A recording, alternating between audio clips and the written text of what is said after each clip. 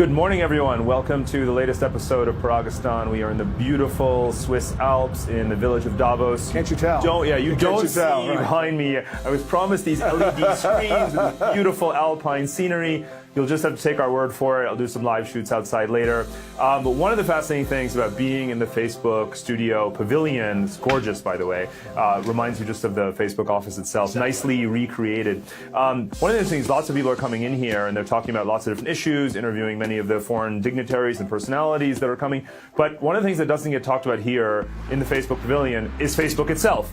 So we're very lucky to be joined by Elliot Trigg, and you lead all global communications and strategy around communications for Facebook. You're really one of the pillars of thinking about the sort of strategic positioning of the company. And if it's January and you're standing in snow taller than you are, but you're wearing a suit, then you must be in Davos. I've been coming here for almost 20 years, but I've never seen snow like this. The World Economic Forum has built something magical on this mountain, and people have been coming in record numbers. The program this year featured 70 heads of state, from India's Narendra Modi, who opened the summit, to the Prime Minister of Armenia. But with so many competing commitments, it's hard to decide where to go. As a rule, the higher altitude the party, the more fun it is. Hey. I see you more outside of D.C. than in D.C. since Singapore. Trump's election. Oh, yeah. So I want to know correlation or causation. Correlation, not causation. Not causation. Yeah, no, because I'm chasing him this time here. The ones that give us names and races and colors and hierarchies.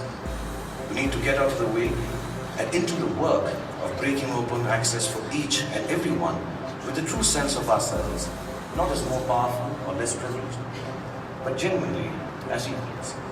That is what I have learned from my beautifully scarred women.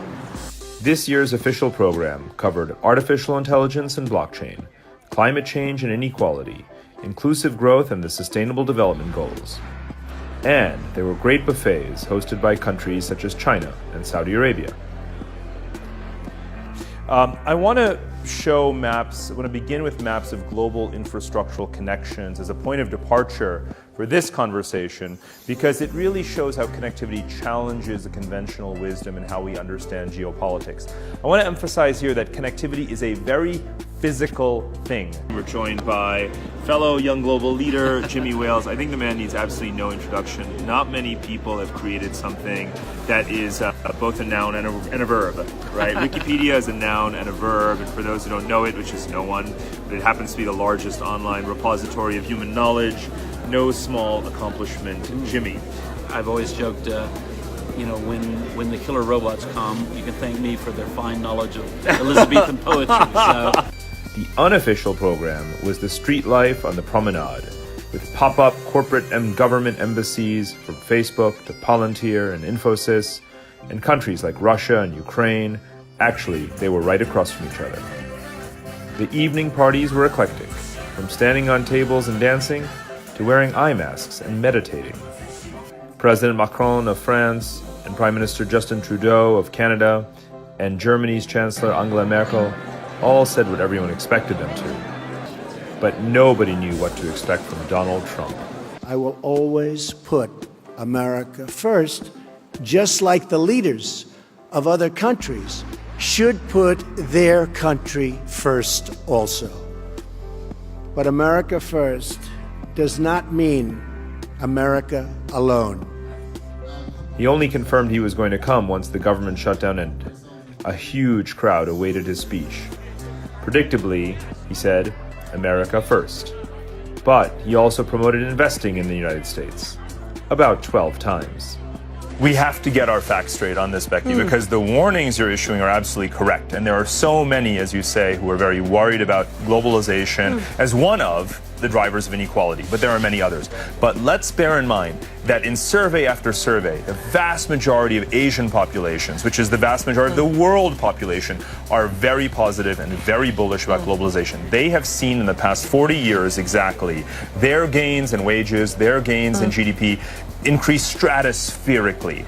They're certainly worried about the closing off of Western economies. They're worried about the rigging of rules from the same countries, by the same countries that invented, in a way, these modern multilateral institutions where Asians have benefited. So the tables have really turned. And now for something very different. Lutfey, and I did not tell him about this earlier. You were spotted recently on your own LinkedIn page with your Vladimir Putin look. You were shirtless, showing off these incredible buff muscles. Now, we're not going to make you take your shirt off here on Paragistan because it is very cold outside, and someone might, the women might get diverted from chasing Shah Rukh Khan. We wouldn't want that to happen.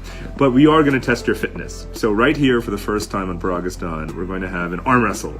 Oh, me and you right now, and this is for all the glory. Bring it on. Now I'm going to get crushed because Lutfey has been working out. Go and look at his page for that topless photo. No, it's not. Putin is running in fear right now of this, but let's have at it in these final seconds. 3, 2, 1, go.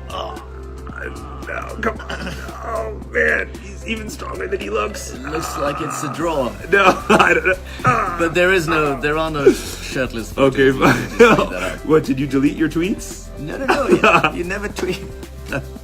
A draw only because he's very generous as a guest. Canada has for so long been known as a middle power, but I dare say, hearing Navdeep Bains speak, that our children are going to grow up thinking of Canada as a superpower. So you heard it here first. Navdeep, thank you so much for joining us. Let's start with a pop quiz. What do I and the Afghan Mujahideen have in common?